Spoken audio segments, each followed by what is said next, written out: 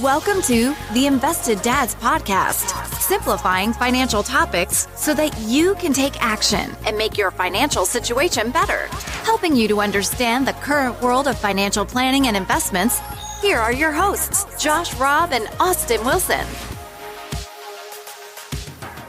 All right, hey, welcome back to the Invested Dads Podcast, the podcast where we take you on a journey to better your financial future. Today, we are talking with a college student, and she, who we'll introduce soon, will get a chance to ask us any questions she wants. Whoa. Any question? Maybe we should narrow this down to... That is a little broad, Yeah, let's narrow the scope to just our focus. Okay. We're talking about finance and investing. Finance it is. Yeah, I don't feel confident answering questions about how to milk a cow or nuclear semiotics. Probably half the like things that. she's learning in college That's that I right. don't remember anymore. So, anyway, that is what we're doing. We have Maddy Miller here with us.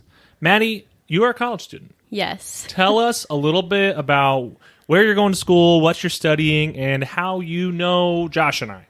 Okay. Well, first, I just want to say thank you so much for having me on the podcast. This is really fun. I'm going to be a senior this upcoming year at Taylor University, and I am majoring in strategic communications, which is a really broad major, but a lot of parts I really like about it is marketing, which is kind of what brought me to this internship. So this summer, I am interning at Hickson Zerker Capital Management as the marketing intern, and that is how I know the Invested Dads, because I edit their podcast every week, and so now I get a chance to be on it. We're very thankful for Maddy. She has to listen consistently and nonstop to our voices, and she still likes us and talks to us. Yes, I do. So this is really fun.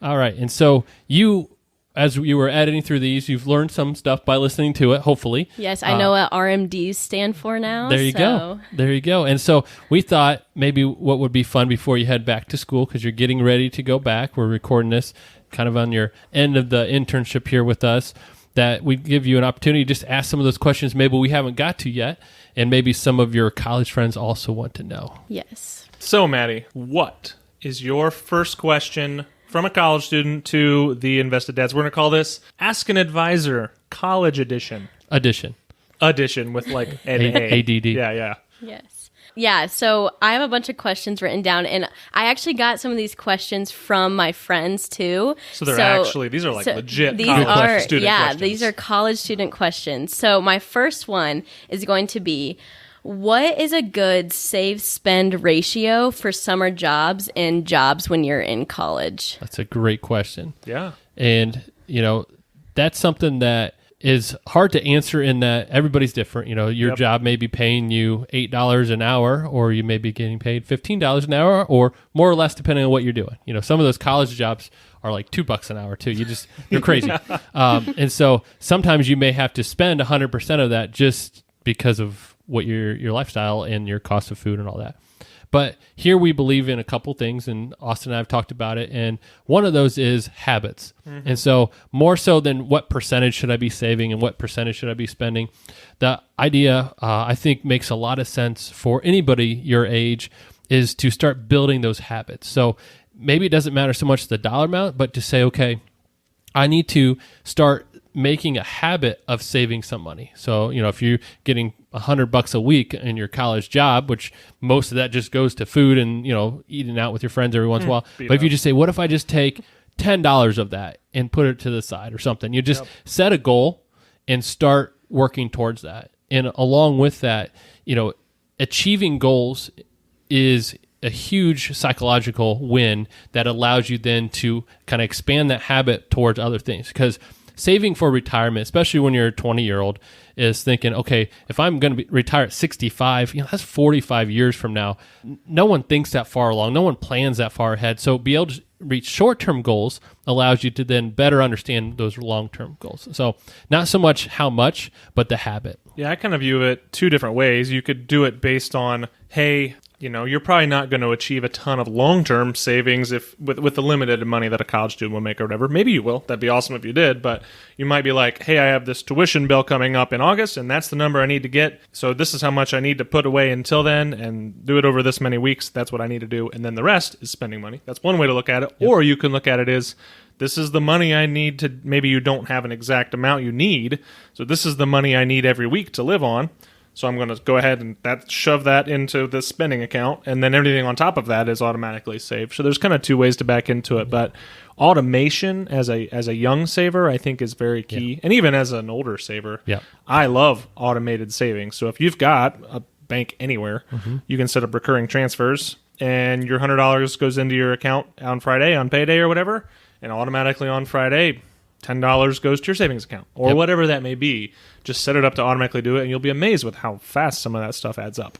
And I'm a fan too of like set some short-term goals that you know you'll get to and that you'll be able to achieve, and then reward yourself when you get there. So if you're saving up for a cool pair of shoes, or like let's say you're going to be a senior this next year, and before you head out into the real world, you may want to do a special trip with some of your friends or something. So set that goal as, okay, we want to do this little trip with our friends. I need to save to get there, and then enjoy that. Don't be afraid to spend that money when you get there to that goal, because again, that's helps you on the long term, is have short term kind of intermediary goals that get you to that end point, and celebrating those along the way. Those fancy shoes Joshua was referring to, those are Crocs. Well, the insulated Crocs for the wintertime. Oh, That's the of fancy. course. Yeah, those are the ones you have to save up for. Yes. Yes. Awesome. That made a lot of sense. Thank you so much.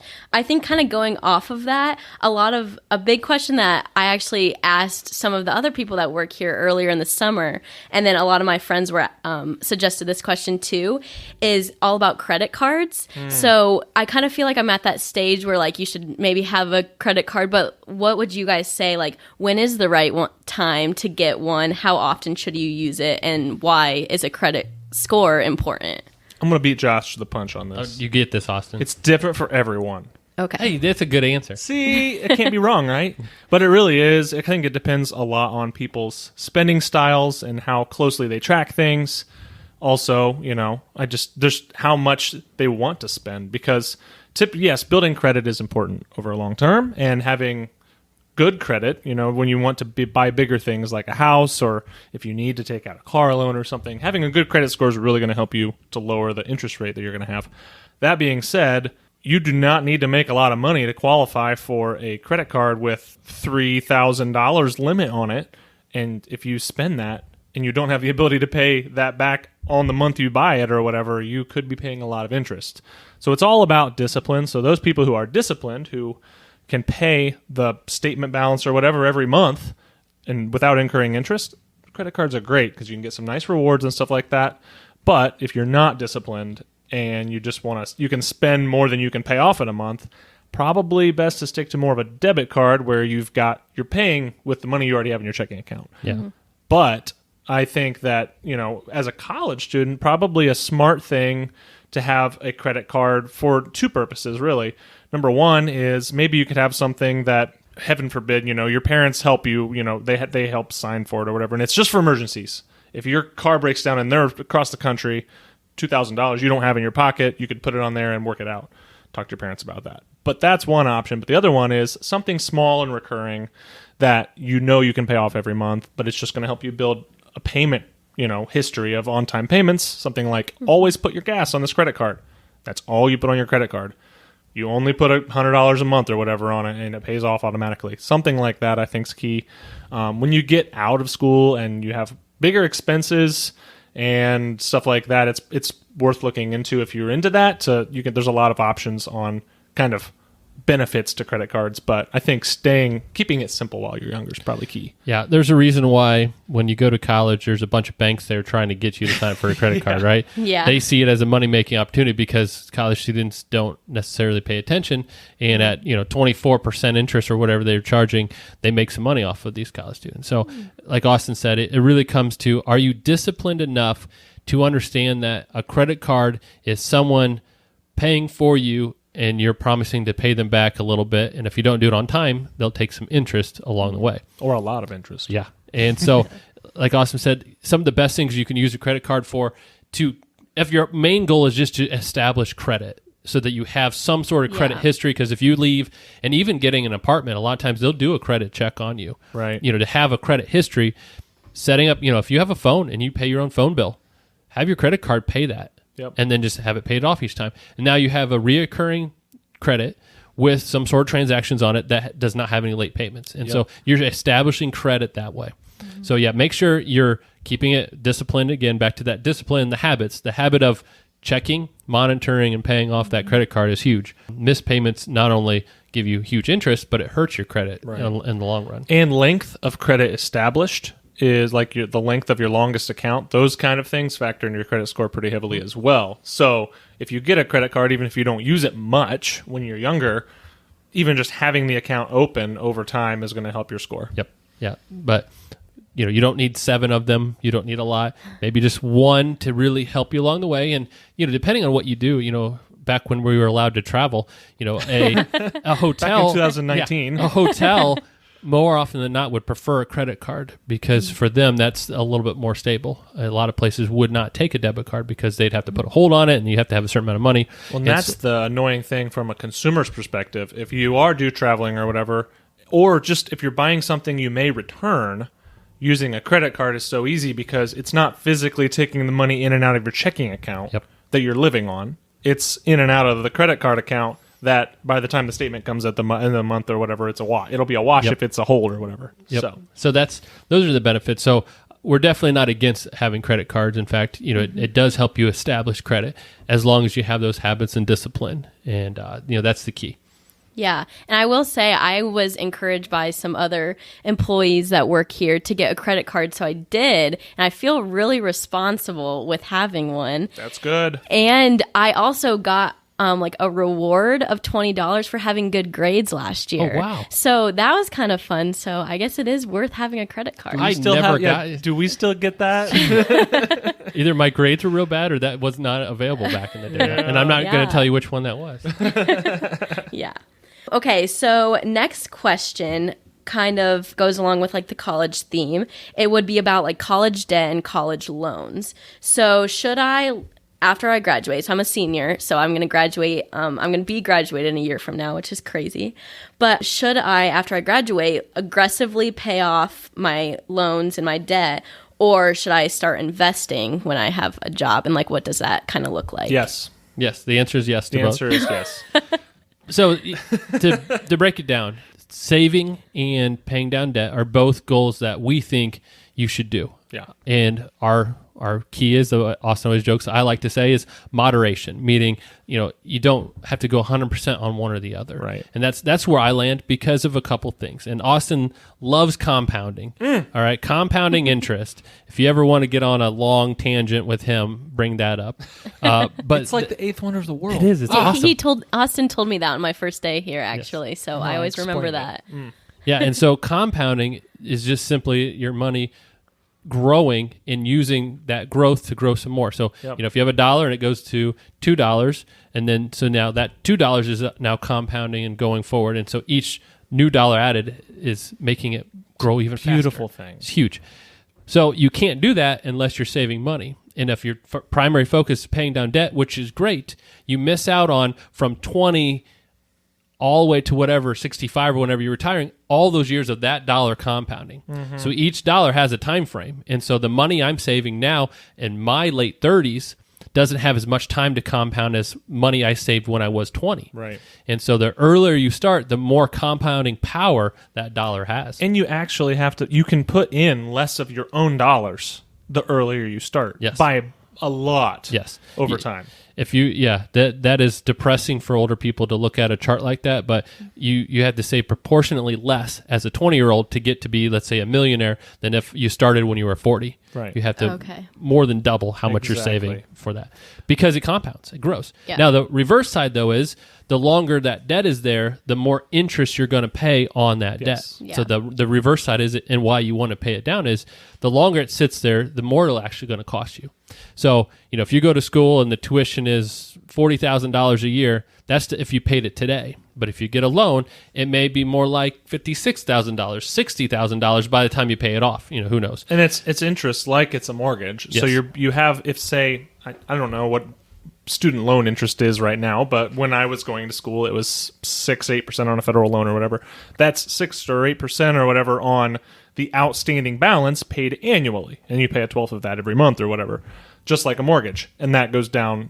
The proportion that you're paying of interest is going to go down if your payment stays the same, just like a house. But that is it is a lot of money. But like the power of the investing while you're young is so important that, if I were to give someone a recommendation, now everyone's financial situation is totally different. But, I would say the going in, like ideal position is you, Maddie, go get a job after college and you have a 401k offered and there's some sort of match. Like you put in 5, they put in 3, yada, yada, yada. They match you. So the going in, like, baseline position that I would suggest based on the majority of people would be put in whatever it takes to get the match on your retirement savings for as early as you can, and then that's good. That's what you're investing at age 22 or whatever you're doing. Then use your additional money from that point on to pay not only the minimum, but above the minimum on your student loans. Yeah. So then you're doing a bit of both. Yeah. And you can adjust that. I mean, it's not set for life. Correct. So if you say, okay, I may need to buy a home in the next year or two, maybe you back down on your debt payment, start saving for a down payment. You're flexible, but any extra dollars that aren't being used for something, that's where the debt gets paid down. Yep. So to answer your question, yes, you should be doing both. But is one more important than the other? In the long run, investing will beat the debt just from compounding. And I think moderation, like Josh talked about, is key because there are people who literally they won't invest, they won't take a vacation, they won't do anything until they're completely debt free, and they miss out on living, enjoyment of certain things, and B, you miss out on a lot of investing because if you were to literally put every dollar you had towards paying down your student loans, your house, or whatever, and did not do anything else, that's time that you're not investing and not being exposed to a stock market that historically has gone up over time. Yeah. So, and then the last thing is depending on your career, and you mentioned marketing. So this normally does not apply, but let's say you're going into education.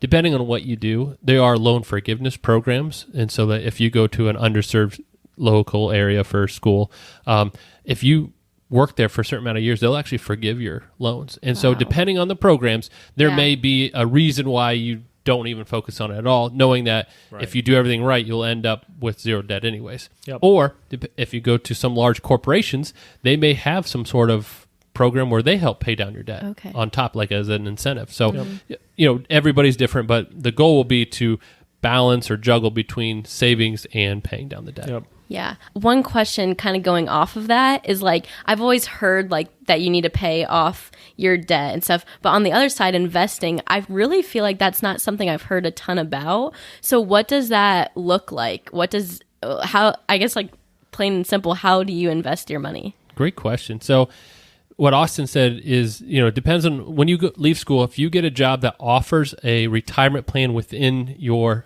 job, within the company, that's the easiest way because they can take it right out of your paycheck. It becomes automated, like Austin said. So if they have what is called a 401k, which is just a company retirement plan, or if you're in the nonprofit world, it's a 403b, same thing, just two different structures. That is the easiest way to save because they can take it right out of your paycheck. You never even see it. You don't even see the money. And usually there's a match involved. So you get extra money, free money from the company on top of what they're paying you in order to help you with savings. And I don't care what you say, you can't beat free money. There's I love free money. And so that's the easy way. And for young people, the other great way of saving is a Roth IRA.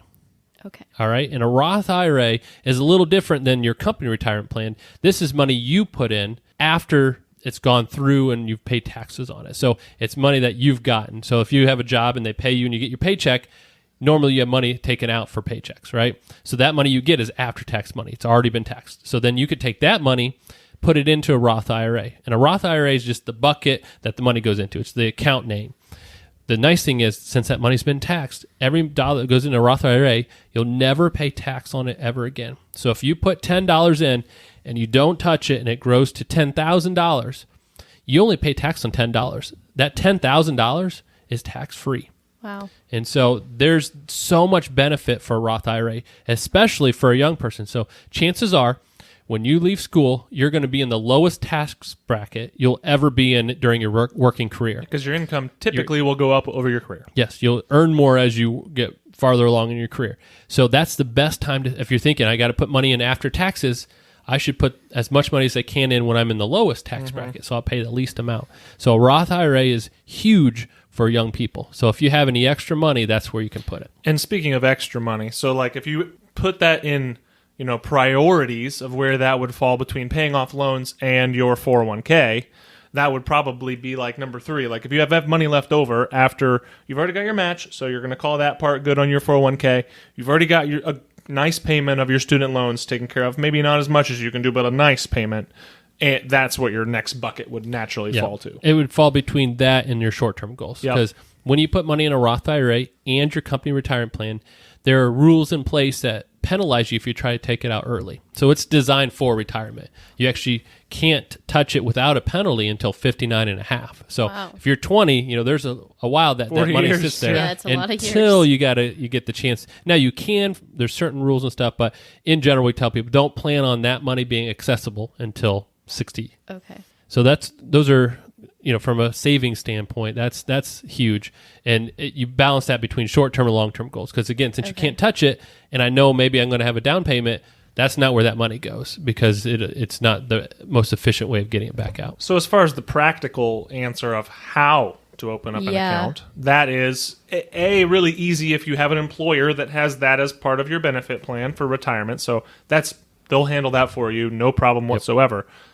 B, if you want to do some investing on your own, you can open up an account through a well-known custodian. Think of people like Fidelity, Charles Schwab, E-Trade, all these things online. You can open different kinds of accounts, whatever you want to do. That's if you want to manage it yourself. C, you can work with an advisor. You can go see a financial advisor, and they'll get you set up with whatever you're looking for. So a couple different ways to go about that. Yep. And with technology, especially young people that, you understand technology, there's easy ways of doing that. You know, they have accounts and they have companies that are set up focused towards your generation to say, okay, we need to get you in the market and invested. So let's make this as easy as possible and speak to you in a way that you're used to. You can do it all on your phone, which is I was great. thinking of Betterment as an example. This is not sponsored in any way, shape, or form, but that's a well-known app that makes investing really, really simple. And they help you with choosing how to invest, too, because that's the next question. Is what do I do with this money once it's in there? And some of those are called robo-advisors, meaning they're automated advice service in that they help you along the way to choose how you should invest. So it removes that question of, okay, I got dollars in there. What do I do with these? What's it going to do? And so the nice thing there is there's at least a program to help answer those questions to get you where you need to be. Awesome. Okay, kind of going to a new topic is like buying a car. So next year I'm going to buy a car, which is like kind of scary, but also exciting. So what does buying a car look like for someone that maybe doesn't have a lot of money just because I'm coming out of college with debt? And I have written down, what's the deal with car insurance? Great questions. I have a couple thoughts. So first of all, a lot of people that you graduate who get their first job are probably going to go out and buy a brand new car. And a brand new car nowadays in 2020 is an easy $25,000. Yeah, or more. Or more, or vastly more. Yikes. And that's a lot of money if we already talked about all these other uses for your money. Paying down debt, saving for retirement, saving for short-term goals. Obviously, you need money to live on, too. That monthly car payment is huge. So my advice would be aim for a used car, a nice used car, something reliable, something affordable when you graduate college. And in a perfect world, you would maybe set that as a short to middle term goal to have at least a lot of it, if not all of it, saved for by the time you can get there or whatever. Maybe you'll have some graduation money or some money from some working during school or whatever. That's a big help. Otherwise, it's not the end of the world to take out a small car loan, and interest rates are pretty low right now in general. But I would advise going used because depreciation is very, very, it impacts the value of a car very quickly. So you buy your $25,000 car today, tomorrow it's worth 20, and at the end of the year it's worth 18, and just keeps dropping really quick for a few years, and all of a sudden you owe more than the car's worth. Yep. And along with that, that's the biggest thing or mistake we see people heading into the workforce do is when you get that first real paycheck, if you're used to your college jobs and you get some fun spend money, then all of a sudden you look at this thing and there's a couple extra numbers there that aren't normally there. There maybe is even a comma somewhere, and you're pretty excited. And so you're like, oh boy, I got all this money. I feel really rich because, this is the first time you have this, full-time job. That they'll go out and they'll max out that whole amount and their budget then gets really hard. Yeah. And so, when you see that first paycheck, don't use it as a license to spend all those dollars that you see on that paycheck. Yeah. Because there'll be things that you're obligated to do and there'll be things you want to do. And if you tie up everything with the obligations, like a car loan or things like that, the fun stuff, it gets harder and harder. Exactly. And so, what kind of car should you get? A safe one?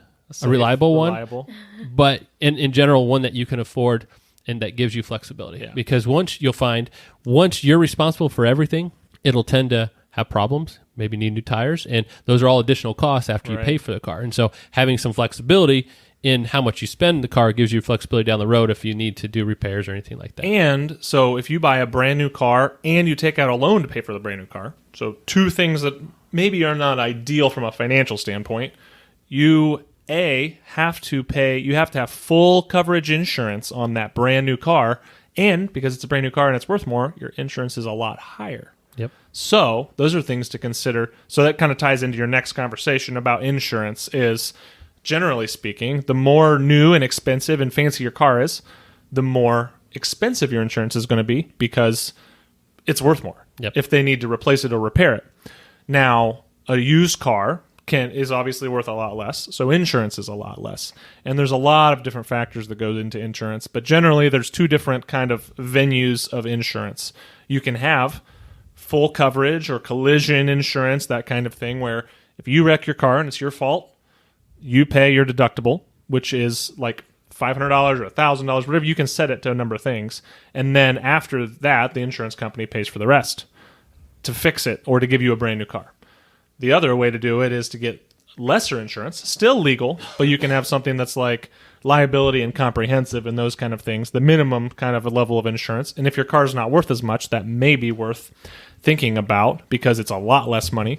But then if you crash your car and it's your fault, you have to go buy a new car. So really the rule of thumb is the way I kind of think of it is if you have the ability to very quickly pull together or very cheaply pull together the money if you crash your car and it's not worth much to go buy something similar, it may be worth paying just kind of a more basic insurance if your car's not worth very much. But if your car is worth a lot and it would take a lot of money that you don't necessarily have on hand to replace it, something with a little bit more enhanced like collision insurance might be worth looking into. Yeah, so if we look from a high level, insurance in general, so life insurance, health insurance, car insurance, home insurance, everything, insurance is designed to take the risk of something happening and give it to somebody else. So when I pay for my car insurance, if I don't have insurance, anything that happens to the car or while I'm in the car, I'm responsible for. So that's a lot of burden. If I crash into somebody else's car, not only do I have to fix my car so I have a car, but if it's my fault, I'm fixing their car or paying for them to get a new car. So now I'm going to buy insurance that says, okay, no longer am I fully responsible, but now this company who I'm going to pay monthly to is taking that responsibility on. So then if I crash my car, the insurance company who I have this contract with says, now we're responsible for taking care of everything. And so all I'm doing is the risk doesn't go away. I'm just passing it to somebody else. Same is true with health insurance. I could be responsible for anything that happens to me health-wise. But if I get health insurance, and a lot of times companies will provide that for you, they're just taking the risk and moving it to somebody else and say, okay, now the health insurance company is going to cover the cost if I get sick. It's no longer my responsibility. And in response to that, I will pay them for them taking that response. So that's the easy way to think of insurance. Yeah. You're just taking a risk and handing it to somebody else. Yep. So with car insurance, you can say, how much of that risk do I want to hand to somebody else? That's what Austin was talking about, is if I don't think it's worth paying X amount of dollars to the insurance company because it's a $2,000 car and I can find $2,000 to buy a new one, I'll only hand them half the risk. I'll just say, your cover if I hurt or get in something else's issue, right? Yeah. My car I'll take care of. Your risk is just everybody else around me. And so you're just passing risk. So everybody needs insurance because especially in today's, especially if multiple people are involved, there's a lot of costs associated and a lot of risk associated. Well, and especially, I do not know about every state in the world or in Ohio or in the country, but in Ohio, it is a law. You have to have at least liability insurance, which is the insurance company. You paying the insurance company to cover other people. Yes, because that's the biggest worry is you do something dumb and hurt somebody else, not their fault, and now they're stuck because no one's paying for it. Yep. And that's the biggest risk. That's the minimum legal side in at least Ohio. But speaking of risk in insurance, so there's health insurance, which normally full-time jobs, most employers will cover. Okay. You got your car insurance. You're renting. You don't own the house or the apartment. You don't need home insurance, but you do need renter's insurance. Because what if something happens to your stuff in the apartment? Yeah. If I have a couch and I have my computer and I have all that stuff and there's a fire or somebody breaks in, I would like to replace those things. So even though it's not your place, everything in there is yours. So and it's really cheap. Renter's insurance is very cheap. So, if you're out on your own, those are things to think about is what risk do I have and can somebody else take that risk for me? Before we move on from insurance, just a main point of when you graduate and you start to look at car insurance and renter's insurance, or if you buy a house, homeowner's insurance or whatever, I would advise looking to bundle it within a company if possible, or get quotes to do so, because you can often save a lot of money. Yeah. The biggest thing is, like you do with a lot of stuff, shop around. Yep. And so with insurance, just like anything else you're buying, I want to know what it costs and I want to compare it to other things out there. And so, you're not going to offend anybody if someone gives you a quote and you don't have to take it right then. You could go ask somebody else for a quote and then you can compare them. So, if you go, again, I don't know why I'm on shoes today, but if you're going to buy shoes, at least me, your Crocs, my awesome Crocs, I'm going to shop around. Okay, what store has the best deal? They're all the same product, right? Yeah. I'm getting Crocs either way. But who sells the Crocs for the cheapest? And same with insurance. Not necessarily has to be the cheapest, but who sells the best deal for the insurance? Right. And that's, what I'm looking for. Yep.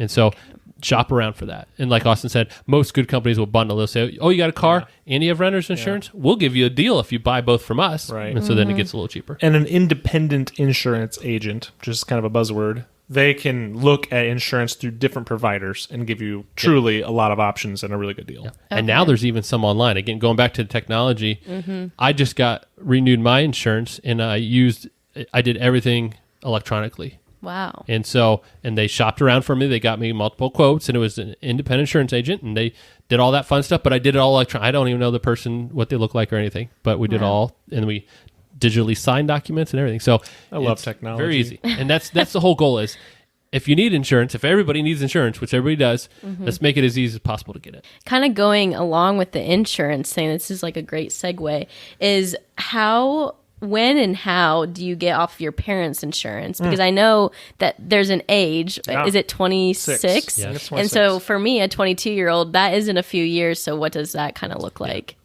Well, I think a lot of that depends on the insurance that your parents have. Because first of all, you are likely not completely free for your parents to have on their plan. So there's a balance of, hey, mom and dad, are you going to help me a little bit longer? Well, so I can not, because when you get on your company's plan, you're likely going to have to pay some out of pocket yourself. So maybe it's cheaper for you to be on their plan than it is for you to be on your own plan, or the coverage is better.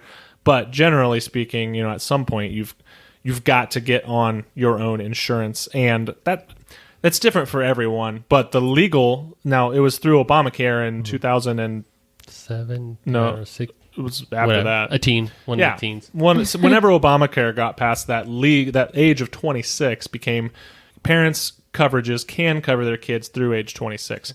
Now that things change, it may change if there are clauses in some of these, like if you're offered insurance at your company, a lot of times your parents' plan will not let you keep it or keep theirs.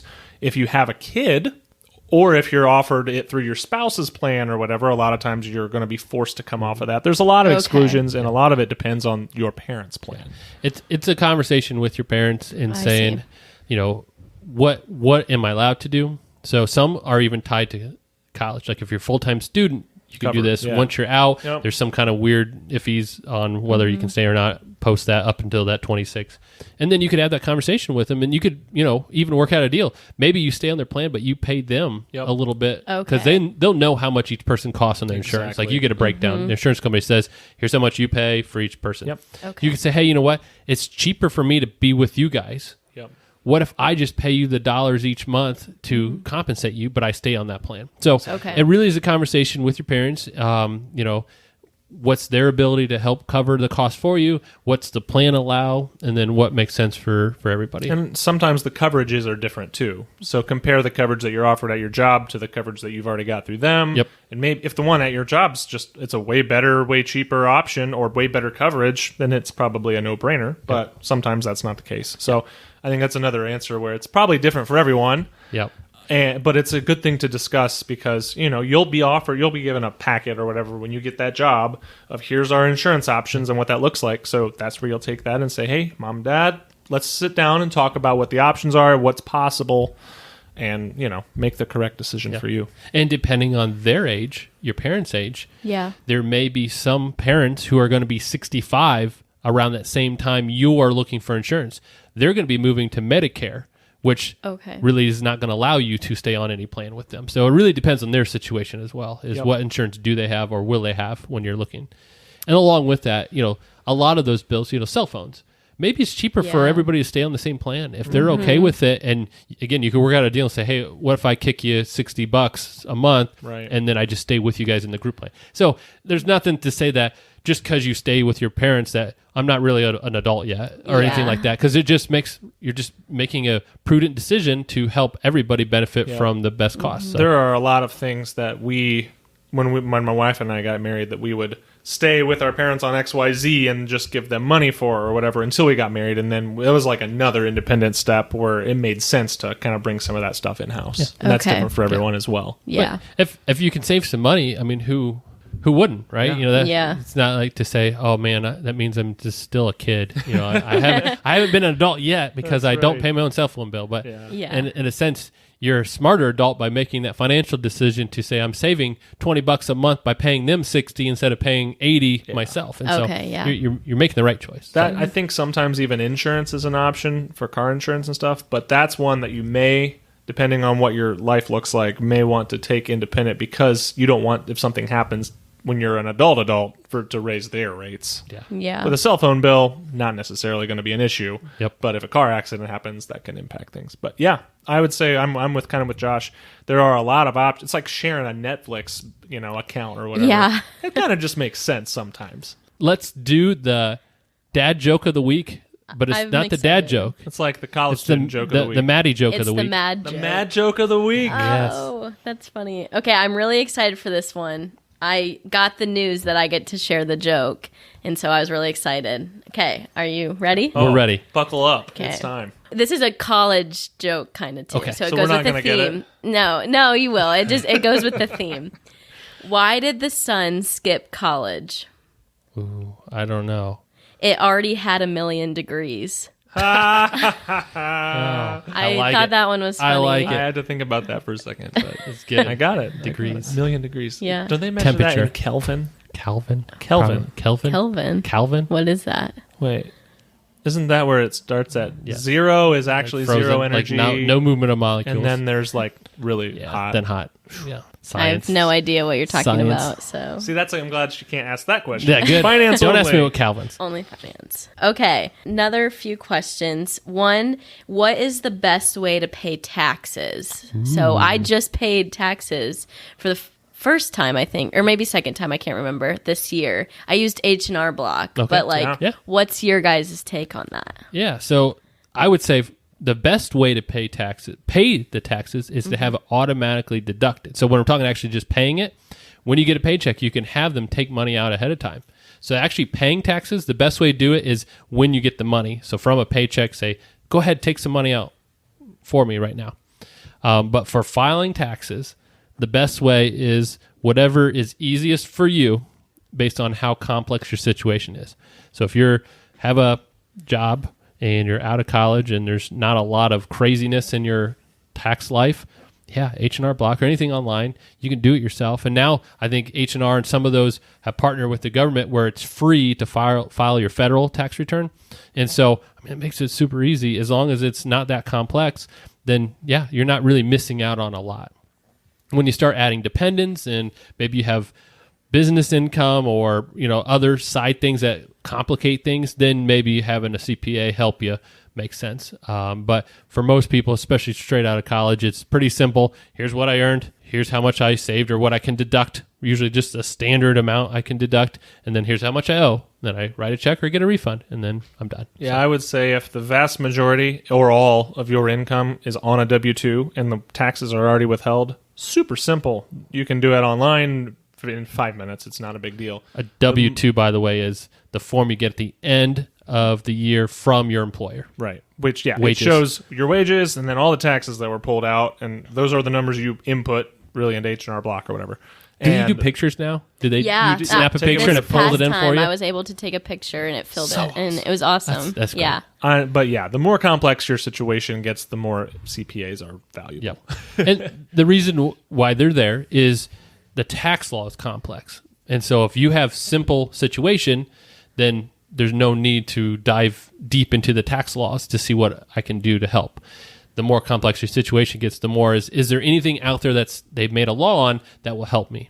So, if I'm out of school and I'm just working a job and getting paid normal wages, then it's pretty straightforward, and you're save less time and less money by just doing it yourself, filing it, and calling it a day. Correct. Oh, but on that note, there are calculators online, but not everyone, a lot of people think it's wonderful to have a huge tax refund at the end of the year or beginning of the next year or whatever.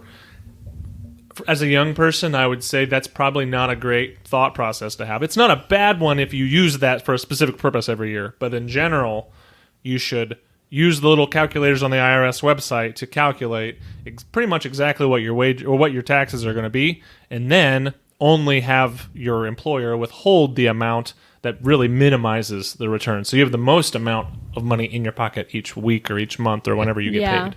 Yeah, because in a sense, any refund you get, if you get a tax refund in April, this is an interest-free loan to the government. You gave the government money that you shouldn't have given them, and they're giving it back to you. But they don't give you anything extra for them holding it. And so what Austin was saying is, in general, let's say you make $30,000 coming out of college, and then you get a $3,000 tax refund. You're pretty excited. I got $3,000 of extra money. Well, that's 10% of your income you could have had and done something with. So, that's the way we look at it is refunds aren't bad, but if they're big refunds, you probably could have. We think you could manage the money better than the government did, which they did nothing with and gave it back to you. You could use it to pay off debt or to invest. Those are the two kind of main, or to just live on. But those are the two main things that are actually value added. Yep. Now, the other side of the argument is that tax refund is almost a forced savings because you don't get it until the end of the year, and then you get this lump sum that then you could do for whatever. But most people go to Best Buy and blow it on TV. That's true. Well, I got $30 back, and I bought a pair of shoes. There you go. See, a pair of shoes. They were Crocs. They weren't Crocs. Oh, man, you're missing out. That. But I did get $30 back, so that was interesting. That's all right. I saw a thing online. Speaking of Crocs, I just have to the little heel thing that you can flip up or flip back, right?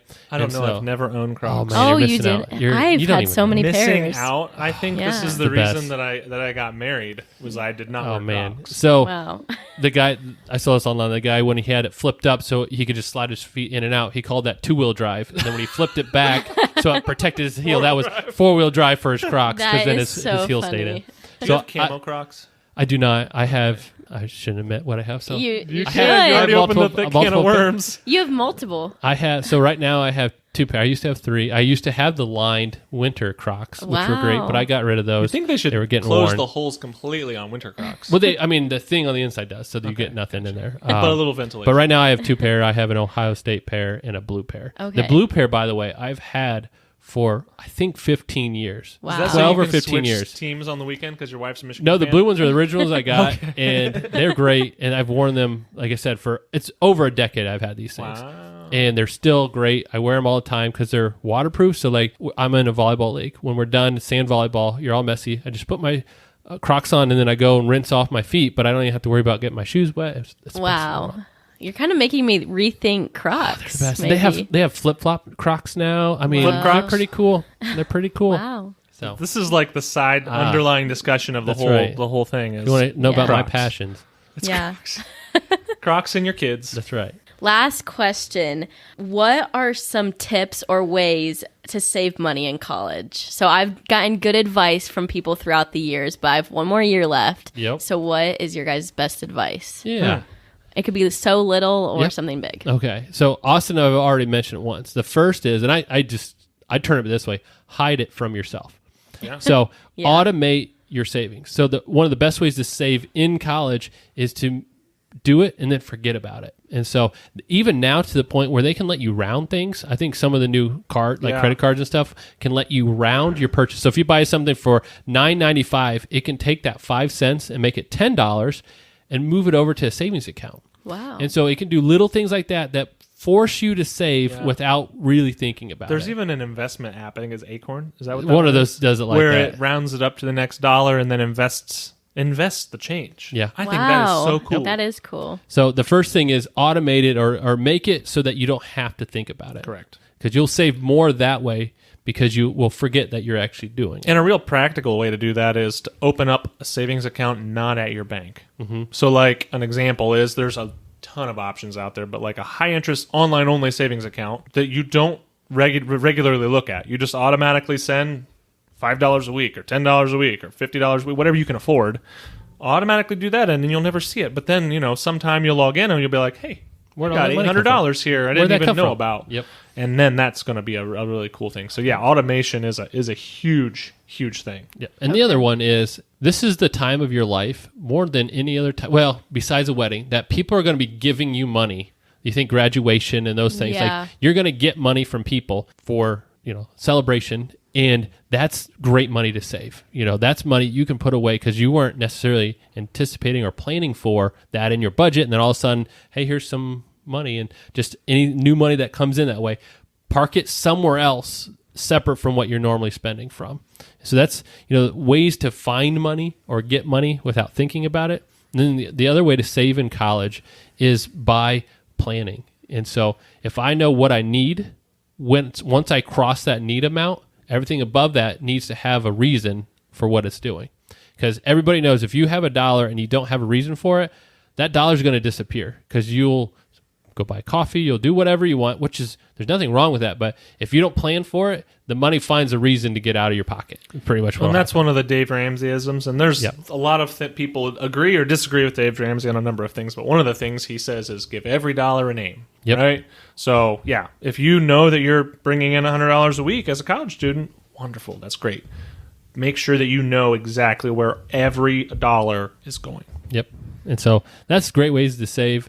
The other is just keep your eyes and ears open for opportunities. Yeah. So if you're around and somebody says, man, I wish I could help with this. Well, okay, if that pays me and I want to do it, there's opportunities for you to earn some extra money as well. College students have the time and the energy to do things to earn money. Mm-hmm. I mean, just straight up, they have that flexibility.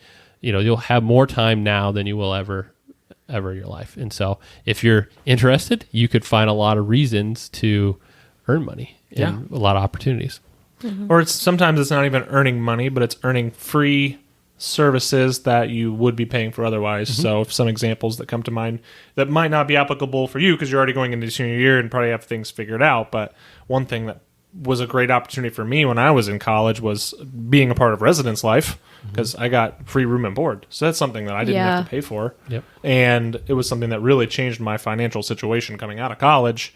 So if you have opportunities to earn a free place to live through working or whatever when you're in college, that can change a lot at the end. Yeah, it may not pay you, but the thing you it's may not get a reducing paycheck, but is, Okay. or that loan that you have at the end is all of a sudden going to be a lot less or whatever. Yeah. So some opportunities like that are good. Mm-hmm. Practical ones, I think, is shop at Aldi. That's my shop at home. For groceries. It's what that's not a steadfast truth, but finding a affordable place to shop and cooking at home is probably a lot more affordable in general than eating out all the time. Yeah. Yes, definitely. I just reduced my meal plan for this upcoming senior year. So. Less Chick-fil-A? Yeah, less Chick-fil-A, hopefully some more cooking. But I'll probably still eat Chick-fil-A a lot. It is good. It's and that teaches you all those fun adult habits, cooking, Yeah, right? yeah. You don't really think about it till you're on know. your own and you're like, where's my mom to cook me my dinner? I love and cooking. all of a sudden I need to figure it out on my own. So Yeah. it's fun. And when no one else is relying on you to cook, you can try. And then if you fail, no one else is going to No rub one's in your gonna face, know, except maybe my I roommates. was always taught that if you like to eat, which I love to eat, you should probably like to cook.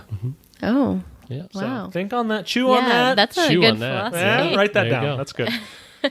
All right. So wrapping up, I think those were great questions. And speaking of getting ready to go out on your own, right? As you're going into your senior year, then you're going to be an adult, right? Yeah, Oh, boy. hashtag adulting. That's right. And so what do you do? And our answer to that, and this is something that also talked about, is the best thing you can do are find people who you look up to and respect who are older than you that you can ask honest questions about. Yep. Because Yeah. going out to this world, there is no book, there is no adulting for dummies. There might be, but it doesn't help. You have to figure some out on your own. But if you have people in your life that are willing to share their experiences, they could help you avoid a lot of mistakes that they had made that you can step around and learn For from. sure. But you are going to still not do things 100% the right Yep. way looking back. Yep. So know that that's okay, and that you're going to learn that maybe you could pass that little nugget along to someone else. So be open and look for people in your life that you would just love to form that relationship to say, hey, Yep. if I have a question about whatever it is, can I just call you and ask? Because that would be really helpful. Because it is scary getting your first apartment, moving out, having that responsibility, getting your own insurance, all those things that you were asking about. They're not fun. And I think it's a good thing to want to be an adult. It's a good thing to want to be independent after college. And I feel like there's more and more as time goes along. It's not uncommon for people to be less and less independent while they're older. And I feel like you're missing out. There are exceptions that is a very practical and very useful thing. But I feel like as a young adult, you miss out on a lot of life experiences if you take the easy way out. If you don't have to. Yeah. Mistakes can be made when you're young because you have a lot of time to recover from them. Yeah. So don't be afraid to try something, take a risk. If there's a job opportunity that you're just not sure about, that's the best time to try it. You have very little obligations, and you have the ability to see if it works for you. That's and just the thing. Yeah, don't wait till you've got a spouse and a kid and a house to take a Let's risk. see if this works. This is the one time You in can your still life. do it. Yeah. Yeah. But there's a lot more stress involved. This is the one time in your life you can pretty much get away with anything. Yep. And another practical piece of advice for anyone who practically is adulting is probably subscribe to the Invested Dads podcast. That would be it. That would be Yeah. huge. If I you were to do agree. one thing, Yeah. that's what you should do. So, Josh, how can listeners support us? Yeah. So like I said, subscribe. That lets you know when we send out a new podcast each Thursday. You can leave a review at Apple Podcasts especially. That just helps more people see our podcast in the results. And then if you have any questions, so Maddy came with a lot of awesome questions from her kind of time frame right now in college. If you have questions and like us to answer those in a podcast, shoot us an email at hello@theinvesteddads.com. And be sure to share this episode you enjoy with friends, family. Maybe you have a college student in your life who Yes. might be interested about some of these things. As always, check out our free gift to you, a brief list of 8 principles of timeless investing available on our website. These are overarching investment themes meant to keep you on track to meet your long-term goals. It's free on our website. Well, Josh and I are going to thank Maddy. She's been a great guest, and she's been a great help for us in this podcast awesome. and growing it Yes. over the last few months. So thank you for all that you do, and we wish you the best as you go back to Taylor, although we'll still be in touch. Yes. So, thank you. Thank you again, and we'll talk to everybody else next week. Thank you. Bye. Bye. Thank you for listening to the Invested Dads podcast. This episode has ended, but your journey towards a better financial future doesn't have to. Head over to theinvesteddads.com to access all the links and resources mentioned in today's show. If you enjoyed this episode and we had a positive impact on your life, leave us a review, click subscribe, and don't miss the next episode. Josh Robb and Austin Wilson work for Hicks & Zerker Capital Management. All opinions expressed by Josh, Austin, or any podcast guests are solely their own opinions and do not reflect the opinions of Hicks & Zerker Capital Management. This podcast is for informational purposes only and should not be relied upon for investment decisions. Clients of Hicks & Zerker Capital Management may maintain positions in the securities discussed in this podcast. There is no guarantee that the statements, opinions, or forecasts provided herein will prove to be correct. Past performance may not be indicative of future results. Indices are not available for direct investment. Any investor who attempts to mimic the performance of an index would incur fees and expenses which would reduce returns. Securities investing involves risk, including the potential for loss of principal. There is no assurance that any investment plan or strategy will be successful.